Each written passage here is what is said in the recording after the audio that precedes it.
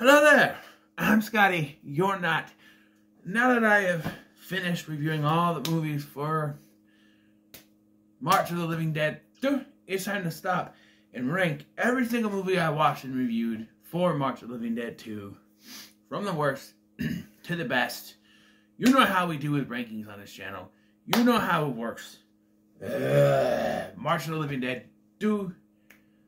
Let's get it going with the worst of these movies I watched. Number 10. The worst movie, but not completely piece of shit bad. Just bad. And that is Return of the Living Dead, Rave to the Grave. Okay, so hold on.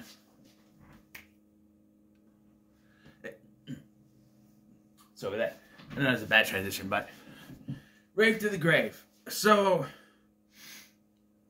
this is supposed to be a sequel to Necropolis.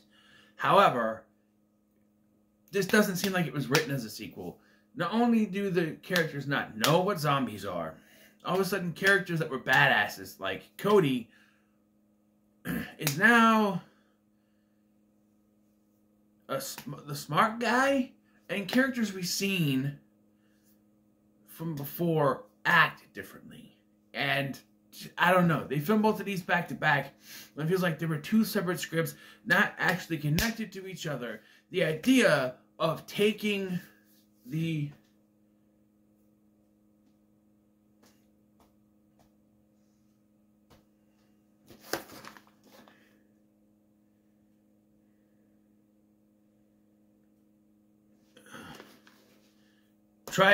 taking the trioxin, put it into pills, and make it like a drug type thing is something to do, you could do for a series like this. But as a sequel to Necropolis, which was this, it's actually not that bad, and it was a Resident Evil style film, and then to follow it up with this, it just doesn't work. I liked Gino Ronaldo, but they were unnecessary characters, really, and the movie just doesn't work. Number 9 is Return of the Living Dead, Necropolis. And, this one is not that bad. I actually enjoyed it. It's Resident Evil. It's like Resident Evil, which just came out in 2005, which is about the same year as Resident Evil, but it's very Resident Evil style. And pardon me, my fly was open. It plays that well, and it works. You know, it has stereotypical villain, like, I want to take over the world, of course. And then you have your characters. Acting is not that good, but it's serviceable for this movie. The love interest dying, because apparently I found out she had an illness and was not going to be able to film the next one. So they killed her character, and I think brought in the new love interest lady in the next one. But I don't know. It just, when you have a zombie movie and somebody dies from a gunshot wound that wasn't a zombie, it just, it doesn't work. But for what it was fine. Number 8 is going to be Return of the Living Dead Part 2. Yes, the three of the Return of the Living Dead sequels are going to be on the bottom. I just enjoyed these other ones better. To be honest, this was a little too much. This was a little too much when I watched it, because it's like, it's taken, you know, the first one had a very good sense of seriousness and comedy. They worked well together. This one, they went overboard with the comedy, and it's too much. You bring back James Karen and Tom Matthews, and you just have them go over the top, especially James Karen going over the top. They're essentially playing the same characters but with different names. The story is very similar to the first one, only it's more kid-centric, which is fine. You know, I could show this to my son and he would understand, like, you know, what happened in the first one, because I wouldn't show him that. You gotta wait till you're older for that. You know. I could show this to him and I think he'd like it okay. But it's just, it's a follow-up to the original, which was so good, which is going to be higher up on this list. It falls short of the expectations set forward by the first one, and it's not as good, so it comes in at number 8. Number 7 is going to be Scout's Guide to the Zombie Apocalypse, or what I keep wanting to call Scouts versus the Zombie Apocalypse. This was a fun rewatch. I watched it once when I bought it. It's a fun rewatch. The characters are pretty good. They're stereotypical. I feel like David Koechner doesn't get enough time to shine, although they do go too much with his, like, time to shine as a human before he's turned into a zombie. And, you know, and the acting's pretty good. I think the whole idea of the last line of defense of the human race is this 3 scouts, 2 of which didn't really want to be scouts, you know, the whole thing. And the fact that the main love interest is the sister. I didn't bring this up in my review because I think about it, but, like, she's the love interest, but she's barely in the movie. Like, she's at the beginning, and then has one little thing in the middle, and then shows up at the end. You know, he spends more time with the niece, and she's not the love interest because she's too much older than he is. In fact, I thought she would end up being Carter's love interest, but not. I don't know, but yeah, it's a fun watch. Number 6 is Warm Bodies. Now, this movie surprised me. I didn't think it was going to be that good because everybody kept saying it's Twilight, but with zombies. But like I said in my review, this is a better love story than Twilight. Because, 1, the actors have chemistry. In spite of the fact that the 2 actors from Twilight ended up dating each other, they still had no fucking chemistry. But here, they have chemistry. The romance works great. Even some of the other characters like John Malkovich and her friend and M, they work real great in there. And I like the idea of a zombie apocalypse where you have regular zombies and then the bonies. They're skeletal. They're evil. They're, you know. And the idea that a zombie could actually revert back. We've never seen that before in anything. Once they're zombies, you're screwed, they're done. Only way to end it, shot to the head. But what if there's more inside that zombie? What if they're not completely gone, you know? This brings that up, and it works so well. Number 4 is going to be Return of the Living Dead 3. This was higher up. This was at number 2 until I watched 2 more movies. So I watched the 2 other movies on this list, which you probably already figured out my number 1, but this went down. But I still like this. Speaking of good love stories, like with Warm Bodies, this is a fantastic love story. It's this boy, this teenage boy. He's in love with this girl, played by Linda Clark, and his dad's a military guy. He's working with the trioxin, and he's getting transferred, so they have to move again. He doesn't want to move, so he and his girlfriend, they're going to take off. But then they have a motorcycle accident because she can't stop grabbing his crotch, and they have a motorcycle accident. She hits her head on a telephone pole. It doesn't decapitate her like Charlie from Hereditary, but she hits her head on a telephone pole. She dies, and so he takes her to the secret base. How he got in when they know his dad's not there is beyond me, but takes her in, hits her with a trioxin, and brings her back. But she slowly transforms into a zombie, which I like. The Mexican gang is a little too much with the essay all the time, you know, but, you know, and her transformation at the end, looking like that, goddamn, that is badass, you know what I mean? Just the whole thing, and the ending, where they both die together, they love each other so much, he's been bitten, and so they're gonna die together.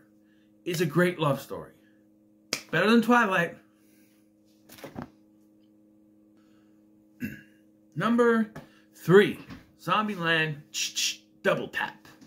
And I said in my review that this is a pretty good. So high, so close to being to the moon. It's like right on the edge. Just this movie is a smidge better it would have made To the Moon. But it's still really good. And as a follow-up, 10 years after the original, when movies like that, they don't work as well. Like Zoolander 2, Dumb and Dumber 2, some of those don't work. But this is in the category with those like Top Gun Maverick that do work. You know what I mean? I need to do a list of like long-awaited sequels and how they, you know, rank them. I don't know, but I haven't done Dumb Number 2 yet. In fact, I still only remember parts of that movie. When I review that movie eventually, sequel-a-thon, I will explain why. But yeah. So unless I already explained, I don't know. Maybe I did. I don't know, but I will explain it in that video when I eventually do it. Sequel-a-thon 2. But what was I talking about? Yeah. This is just, you're able to get all the cast back together again. The chemistry is still there. The comedy still works. They level up the zombies by bringing in different levels like the Homers and the Ninjas and the Hawkings and then the T-800s. It works. T-800s, like I said, are almost like the Return of the Living Dead zombies in 1 through 3. Because 4 didn't do that. I didn't mention that. But, yeah. And, so, number 2 is Zombieland, the original one. This is not my favorite zombie movie because there's one more up above. It's probably my favorite one. But it's one of my favorite zombie movies. And this comes from a guy who didn't watch it when it came out. I wasn't interested in this. I maybe watched it once. You know, I remember I said I watched it when I bought the Steelbook, but I think I watched it once. I think because I had the DVD, so I think we watched it. I think like back in 2011 or something, we watched it. And yeah, just this movie is fantastic. Bill Murray's cameo. The only thing that I said that was really negative was that Bill Murray gets killed, but it's a nitpick. It's a nitpick because this movie's fantastic. Like I said, well, what I can say about Zombieland Double Tap, the same I can say here, but on a bigger level because you get good chemistry of the cast, great acting, great comedy, great zombie stuff. It's fantastic. But my number 1 pick is Return of the Living Dead. This is probably my favorite zombie movie. When I first watched this on Tubi, when I did that review a couple of years ago, I loved it. I don't know if I gave it To the Moon then, but rewatching this solidified that it deserves to get it To the Moon because this movie's fantastic. Again, you know, everything I can say about zombies, I can say about this. The acting, just like Tom Matthews and James Karen are fantastic in this. Way better than they are in the second one. They're not going too over the top. They're just perfect. The comedy in this is good. You know, the zombie stuff, the makeup looks good. Tar Man, brains, fantastic. The ending, something that you know I'm not a fan of downer endings, would be a deal breaker for me. That I would say no, that ending doesn't work. I love this ending because it one, it's very realistic, and 2, it's this fun, fantastic, feel right of the movie ends like that, just smack, bomb, boom, fun's over. But it's going to start over again, and that's I think what puts it over the top instead of being deal breaker. If it just thing blew up and it ends, having that somber kind of ending, it's one thing, but showing that it's just going to go back up, rain down, and the zombies are going to come back up again, that did it for me. So, yes, Return of the Living Dead, my favorite zombie movie, gets number 1. So there you go. So what are your thoughts on my March of the Living Dead ranking? What is your ranking of these movies? These specific shit.